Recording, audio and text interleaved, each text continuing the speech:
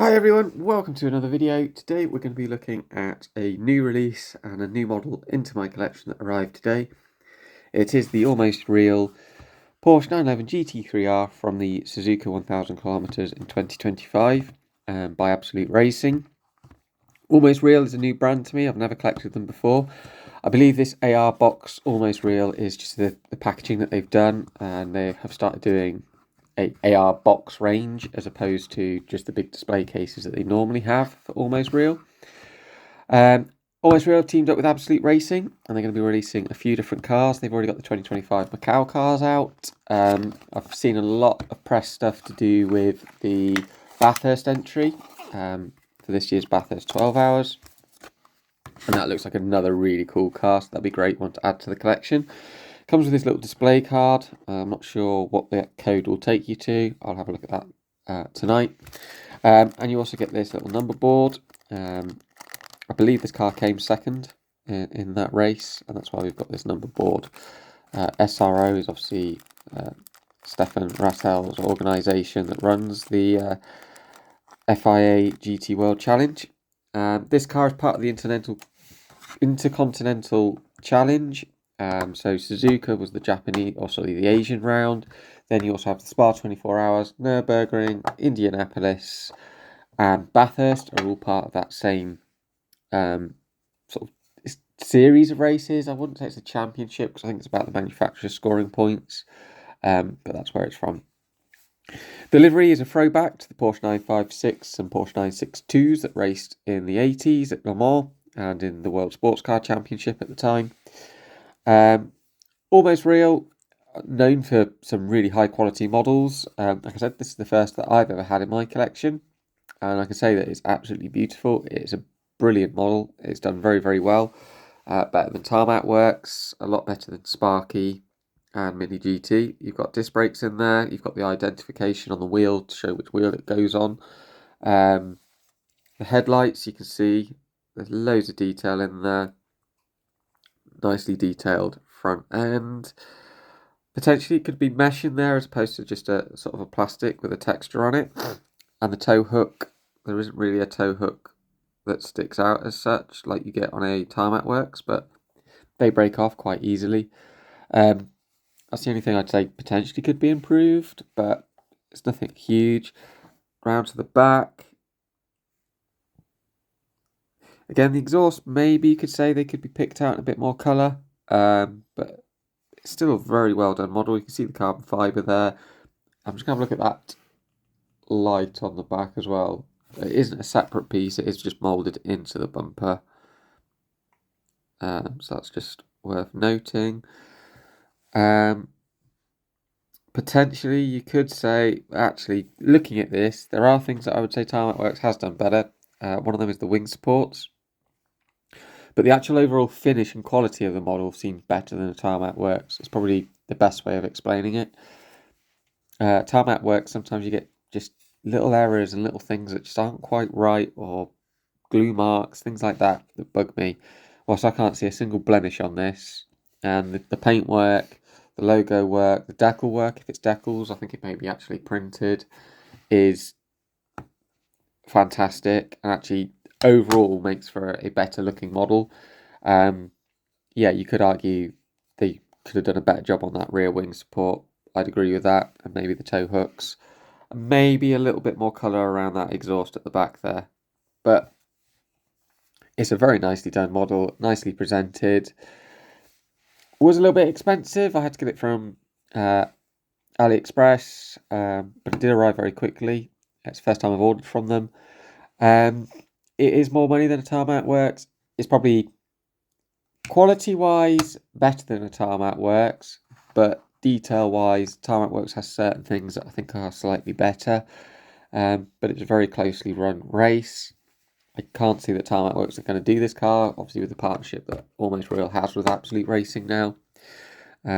Absolute did do a load of models with Spark as well, the Bentleys, and they've also done Porsches before with Spark.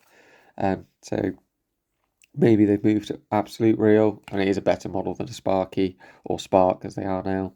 But yeah, absolutely brilliant model, looks great.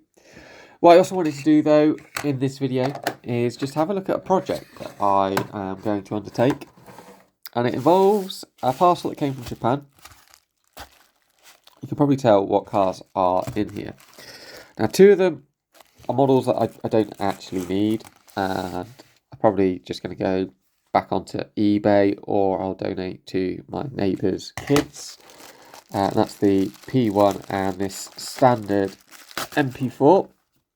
Got a bit of a paint damage there, but these were just sort of came with the cars that I actually wanted.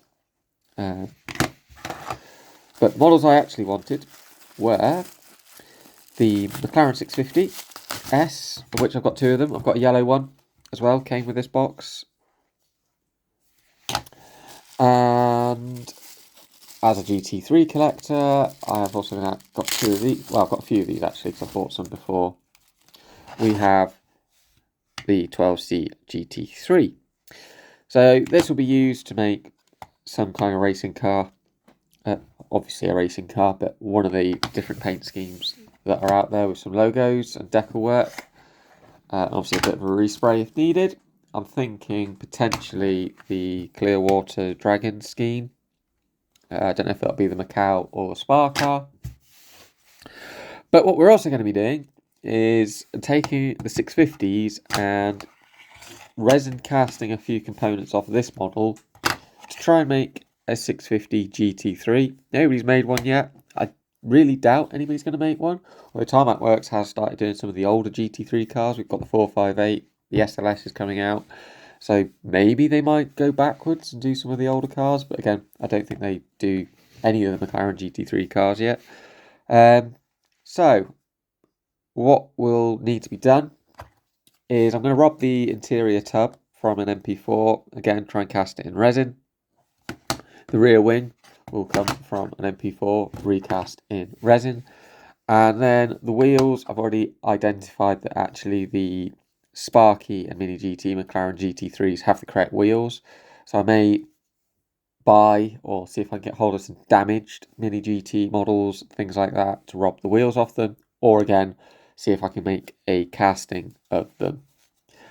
We will then need to use some plasticard to try and build up the bodywork. In fact, it's very similar to the MP4. There are some changes. How originally I did think, could I chop the front end of this off, stick it on here, and then do some bodywork. But actually there are enough changes on the back of this car that I could probably just do with doing the whole of the 650. That way also I keep some MP4s for some MP4 projects. And that is going to be the task that we have in hand. There's a few things that I'll change.